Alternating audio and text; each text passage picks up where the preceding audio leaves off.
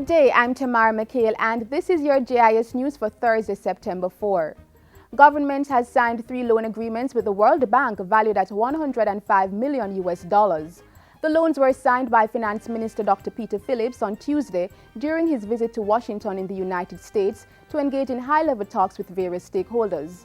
A release from the Finance Ministry said the loans would support 3 main projects: the Foundation for Competitiveness and Growth, youth employment in digital and animation industries, and the Strategic Public Sector Transformation Project.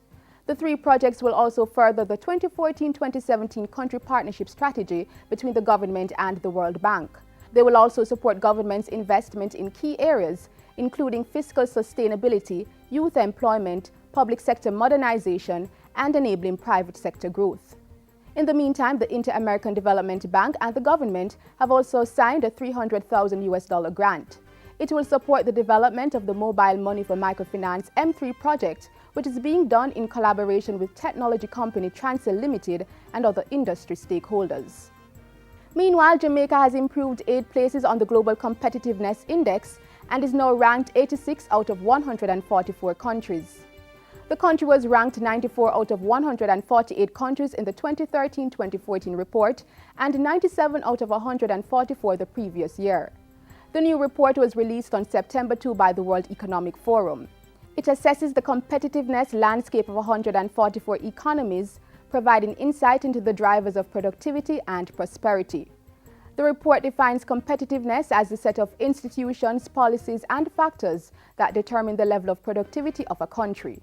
The Global Competitiveness Index is captured under 12 criteria, including macroeconomic environment, health and primary education, labor market efficiency, technological readiness, business sophistication, and innovation.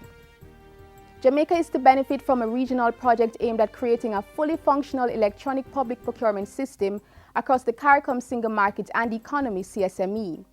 The Regional Integration Electronic Public Procurement System should be in place by 2016 and will involve establishing and maintaining a regime for the free movement of goods and services within the CSME. It's being implemented by CARICOM with funding support from the European Union in the amount of €600,000. Recommendations for the project were discussed with representatives from both the public and private sectors at a 2-day consultative forum on September 3 and 4 in Kingston. The ultimate goal is to integrate the regional market for trade in goods and service, which is about $17 billion US annually. 1,567 houses have been constructed island-wide under the Ministry of Transport, Works and Housing Food for the Poor housing project.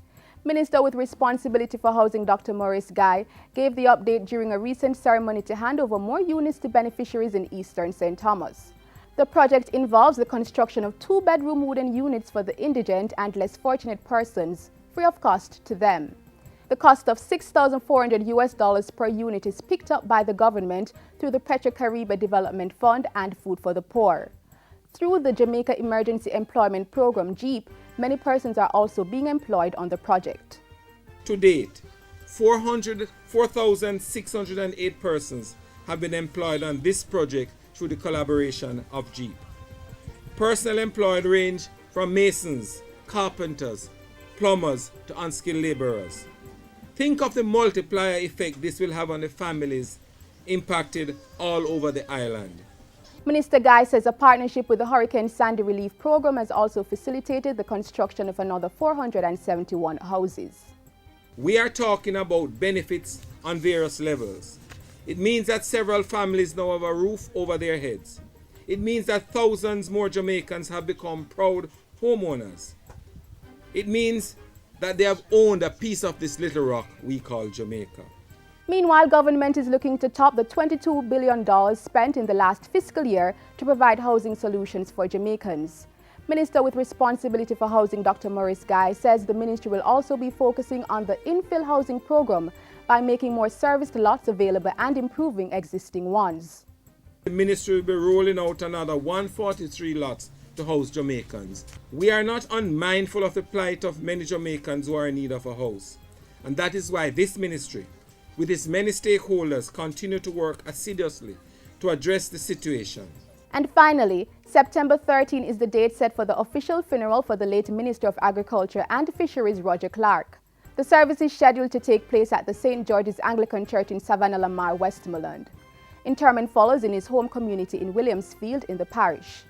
Minister Clarke died on August 28 in Florida. He was in the U.S. recovering from surgery for a back condition. His body is expected to return to the island on September 10. And that's it for JIS News today. I'm Tamara McHale. Thank you for watching.